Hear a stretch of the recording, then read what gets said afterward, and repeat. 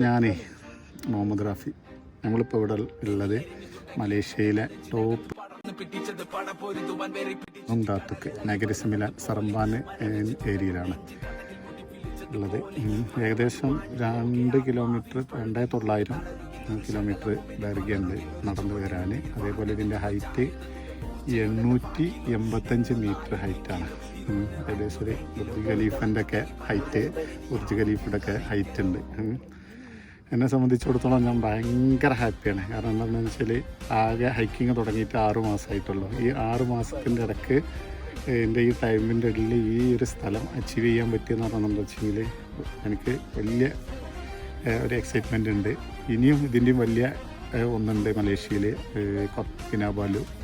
അതും ഇൻഷാ അല്ലാ ഞങ്ങൾ ട്രൈ ചെയ്യും. ഞങ്ങൾ 4 ആളുണ്ട്. മുത്തു, ഷെഫിക്ക, പിന്നെ